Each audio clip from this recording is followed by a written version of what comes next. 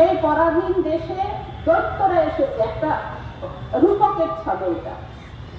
দৈত্যরা এসেছে, দেশকে যখন তারা দখল করে নিয়েছে, ভারত মাটা কাঙালিনী হয়ে পড়েছে, তখন তাকে যে উদ্ধার করতে হবে, মুক্তি আনতে হবে।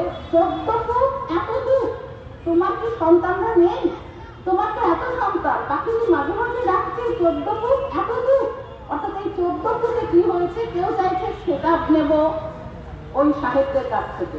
অর্থাৎ এখানে দত্ত আর প্রকৃত অর্থে হচ্ছে সাহেবরা, ইংরেজরা, তাদের কাছ থেকে খেতাব নেব, তাদের একটু তোয়াজ করি, মায়ের কি হলো দেখার দরকার নেই। প্রবীণ ভাবছে তখন কংগ্রেস আবেদন নিবেদন নীতি ভাবছে দরকার নেই, গন্ডগোল করে চিঠি চাপাটি দিয়ে যতটা আমরা আমাদের অধিকার পাই, আমাদের দাবি দেওয়া মিটিয়ে দিতে পারি। নবীন বলছে না, হবে না, মুক্তিফল আমরা নিজেদের ক্ষমতায় নিয়ে আসবো, ওইসব আবেদন নিবেদন হবে না। এই যে সন্তানরা লড়াই করছে, সেখানে মেয়েরা নেই। রোকেয়া মনে করতেন দেশের স্বাধীনতা, মেয়েদের স্বাধীনতা আলাদা কিছু নয়, একই সঙ্গে লড়াই। যেমন নারীর স্বাধীনতা দরকার, মেয়েদের স্বাধীনতা দরকার। কি বলেছে, একটা গাড়ির দুটো চাকা, একটা যদি খারাপ আর একটা যদি ভালো থাকে, সে কিন্তু গন্তব্যে পৌঁছাতে তার সময় লেগে যায়। দুটো হাত যদি সমান করে না চলে, তাহলে কাজটা কিন্তু ঠিক মতো হয় না, তাড়াতাড়িও হয় না।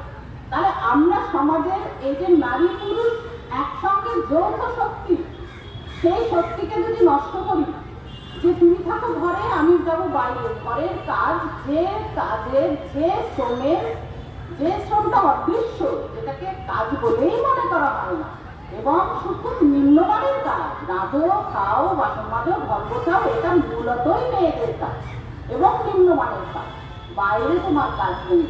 এই যে এত বড় ঘটনা ঘটে গেল, দেশ ইংরেজরা দখল করে নিল, শোষণ করছে এবং তারা ভারতবাসীকে ঘৃণা করছে, আর আমরা একটা শক্তিকে দুর্বল করে রেখে নিজেদেরকেও স্বার্থ সিদ্ধির চেষ্টা করছি।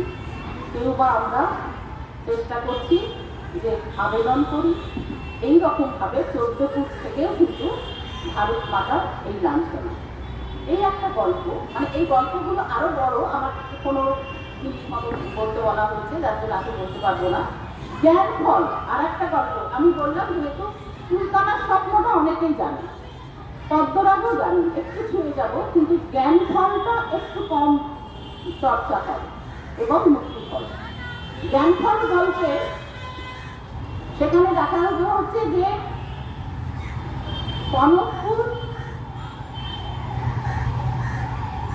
কনকপুর বলে একটি জায়গা, আর সেখানে ওই জিনদের একটি জিন পরিদের একটা জায়গা। কনকপুরে এসে ওদের মাকাল ফল হয়, মাকাল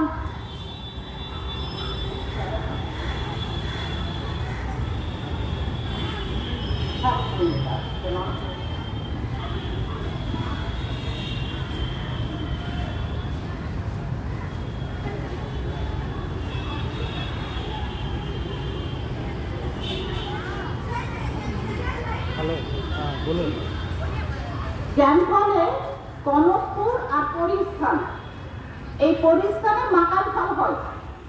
ওদের আম হয় না, ধান হয় না, ওরা কিছু জানে না। তখন ওরা ওই সমস্ত ব্যবসা শুরু করলো।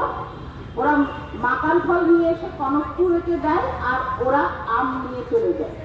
তারপর আস্তে আস্তে ওরা শুরু করলো ধান নিয়ে চলে যাচ্ছে। এই করতে করতে কনকপুরে দুর্ভিক্ষ দেখা দিয়েছে। মাকাল ফল ওদের ভালো লাগছে না, তবুও জোর করে ওদেরকে মাকাল ফল দিতে হয়। একদিন মাকাল ফলের মধ্যে একটা পেয়ারা চলে এসেছিল। সেই পেয়ারাটা খেয়ে বীজটা ওরা ছড়িয়ে দেয় এবং ওখানে একটা গাছ হয়। ওরা তখন বলে যে আমরা পেয়ারা খাবো আর মাকাল ফল নেব না।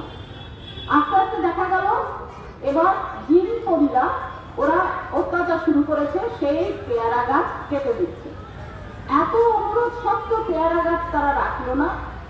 তখন একজন পণ্ডিত ব্যক্তি বলছেন, তোমরা কেন এই পেয়ারা গাছের জন্য লড়াই করছো? তোমরা যাও, পৃথিবীর প্রথম নারী হাওয়া, হাওয়া বলা হয়, সে একটি গাছ লাগিয়েছে, সেই গাছের সন্ধান করো। অনেক দূর, অনেক পথ প্রান্তর পেরিয়ে পেরিয়ে তারপর সেই গাছটি যখন পাওয়া যায়, সেখানে দেখা যায় যে সেই গাছটি একদম শুকনো, শুকিয়ে গেছে, এত গরম হলেও গাছটাকে সুস্থ করা যাচ্ছে না। তখন এক সন্ন্যাসী স্বপ্নে বলে যে তোমাদের ওই পণ্ডিত মূর্খরা বিধান দিয়েছে যে মেয়েদের পড়া হবে না, মেয়েরা জ্ঞান চর্চা করতে পারবে না, তাই দেখো এই জ্ঞান বৃক্ষ শুকিয়ে গেছে। মেয়েদের ডাকো, একসঙ্গে জল দাও, একসঙ্গে কাজ করো, পড়াশোনা করো, জ্ঞানের চর্চা করো, তবেই দেখবে এই বৃক্ষ আবার জেগে উঠবে। তারপর একসঙ্গে তারা মেয়েরা যখন এলো, জল দিল, জ্ঞান বৃক্ষ আবার জেগে উঠল। অর্থাৎ কখনোই দেশ সমাজ উন্নত হতে পারে না যদি মেয়েদেরকে অবরুদ্ধ করে রাখা হয়। একটা সময় তাই তো ছিল, মেয়েরা পড়াশোনা করলে কি হবে, বন্ধা হয়ে যাবে, বন্ধা হবে, বিধবা হবে, দুশ্চরিত্র হবে, এই যে লড়াই ছিল। আচ্ছা, এইবারও যাই, আমরা রোকেয়াকে বলি শুধু নারীদের জন্যই, নারী জাগরণে, নারী শিক্ষার জন্যই রোকেয়াকে আমরা উল্লেখ করি। রোকেয়া দেশকে নিয়ে এতটা ভেবেছেন, আজকের পরিপ্রেক্ষিতে, আজকের প্রেক্ষাপটে রোকেয়াকে যদি আমরা নিয়ে আসি, রোকেয়া চর্চা ভীষণভাবে দরকার। রোকেয়া কখনো কোনো ধর্ম, কোনো ভাষিক জায়গাটাকে আলাদা করেননি। রোকেয়ার পদ্মরাগ বলে কি উপন্যাসে রোকেয়ার কল্পনার সেই ভারতবর্ষ তৈরি হয়েছে, যেখানে দেখাচ্ছেন যে পদ্মরাগের উপন্যাসে দীনতারিণী একটি আশ্রম খুলেছে, যে আশ্রমে সব ধর্মের মেয়েরা আছে, হিন্দু, মুসলিম, খ্রিস্টান একসঙ্গে তারা থাকে, আর সেখানে বিহারি, বাঙালি, ওড়িয়া একসঙ্গে আছে। অর্থাৎ যে জায়গায় আমরা দাঁড়িয়ে আছি সেখানে আজকে কখনো ধর্মের ভিত্তিতে আমরা আহত হচ্ছি, কখনো ভাষার ভিত্তিতে আমরা অপমানিত, অসম্মানিত, এমনকি দেশ থেকে বিতাড়িত। সেই জায়গায় দাঁড়িয়ে রোকেয়া যখন দিচ্ছেন যে এই ভারতবর্ষ এত বৈচিত্র্যময় ভারতবর্ষ, সমস্ত মানুষ, সব ধর্মের মানুষ, সব ভাষার মানুষ, আমরা যেন সহজাত ভাই বোনের মতো মিলেমিশে চলি, এই যে কথা কতদিন আগে বলেছেন। 1902 সালে লেখা এই উপন্যাসটি 1924 সালে প্রকাশিত হয়, 100 বছর পেরিয়ে গেছে। তখন তিনি বলেছেন, আজকে আমরা দাঁড়িয়ে যখন ইংরেজদের কথা বলেছি যে দর্পণাঙ্গ খেতাব চাই, তাই তাদেরকে তোয়াজ করছে, আজকে কি হয় না? আজকেও যখন আর ইংরেজ নেই, তার জায়গায় অন্য শাসক দল আছে, আজকেও কি শাসক দলকে তোয়াজ করা হয় না? তাদেরকে তোয়াজ করে পদ চাই, আমরা চাকরি চাই, পদ চাই, প্রমোশন চাই, ইত্যাদি ইত্যাদি কারণে আমরা আজও তোয়াজ করি। আজকেও আমরা কিন্তু সেই 14 ফুট এত দূর আমরা তো আছি, অনেকে আছি, কিন্তু আমরা অন্যায় বুঝেও লড়াই যায় না। কি দরকার আমার স্বার্থ সিদ্ধি হলেই হবে।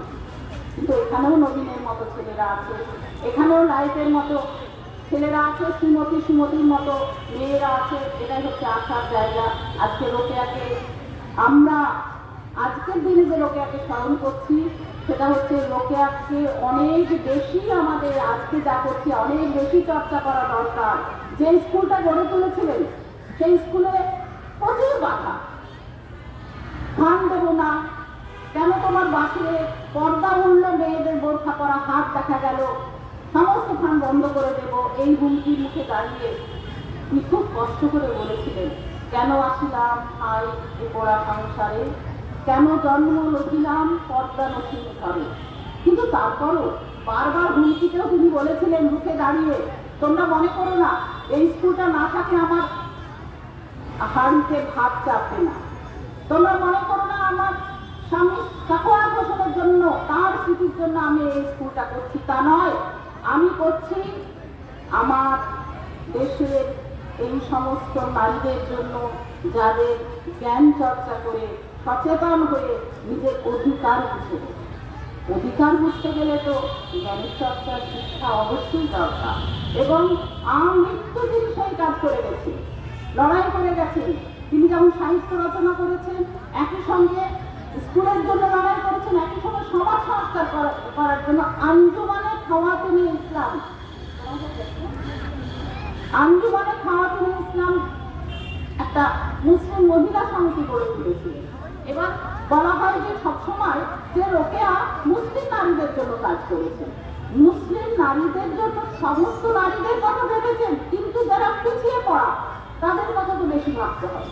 সেই পিছিয়ে পড়া জায়গা, যে রোকেয়া নিজে পড়াশোনা করার সুযোগ পায়নি, যে রোকেয়াকে রাতে অন্ধকারে দাদার কাছে গোপনে লুকিয়ে বাংলা পড়তে হয়েছে, দিদি করিমুন্নেসার কাছে লুকিয়ে, দাদার কাছে ইংরেজি, করিমুন্নেসার কাছে লুকিয়ে বাংলা পড়তে হয়েছে। বিয়ের পর সাফওয়াত হোসেন এই জ্ঞানপিপাসু স্ত্রীকে বুঝতে পেরে তিনি আরো বেশি একটা পরিবেশ তৈরি করে দিলেন শিক্ষা চর্চা, যেখানে রোকেয়া প্রাণ করে পড়াশোনা করবেন, যেখানে কিশোরী করবেন। রোকেয়া বুঝেছিলেন যেটা দরকার।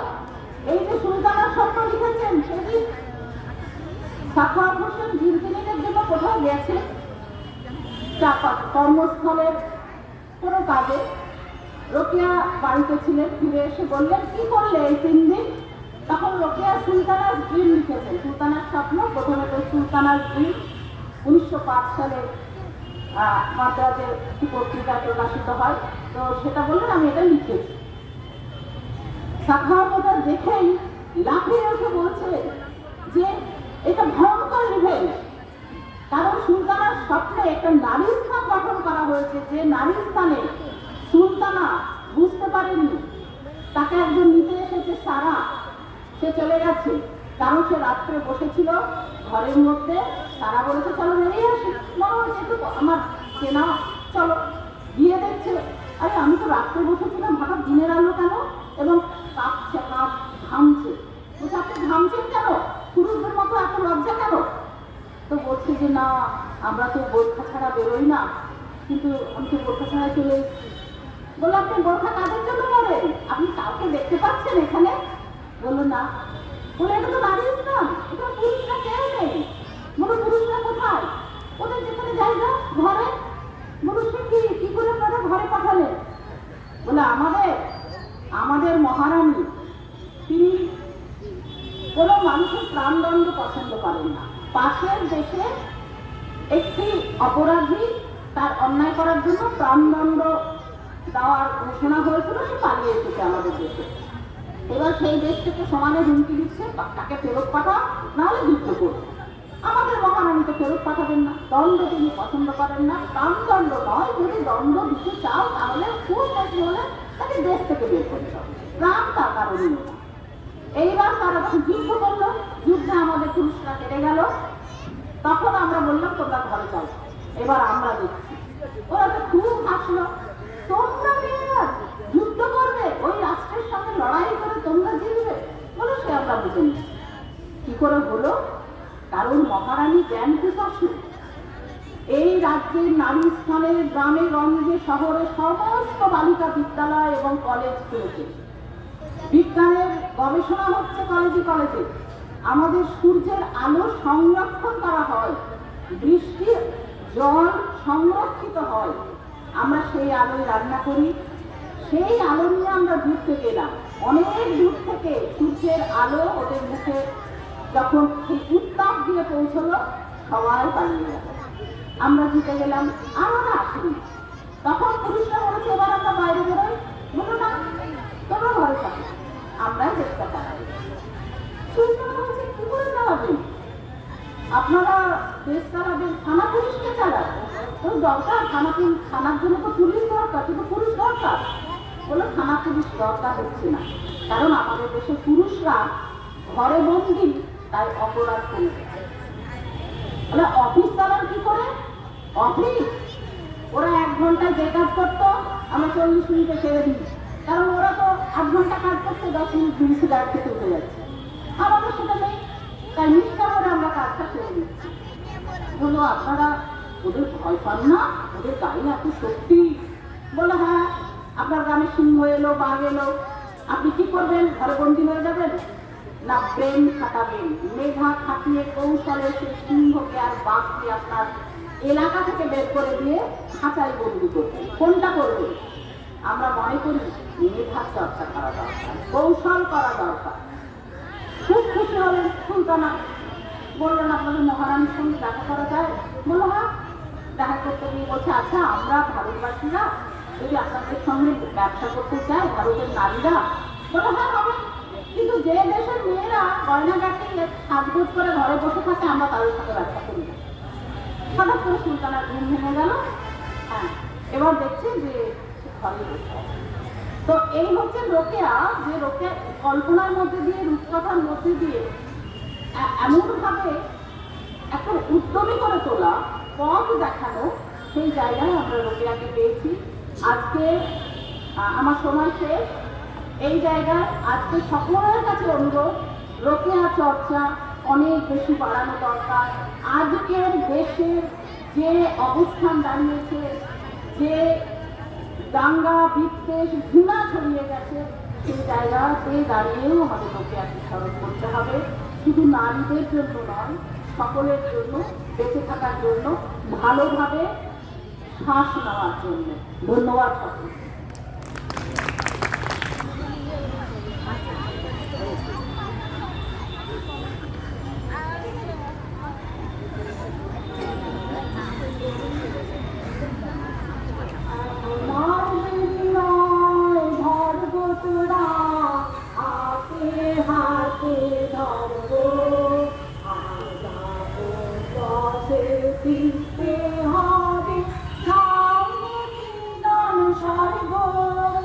এখন আর দেরি নয়, বন্ধুরা হাতে হাতে ধরব।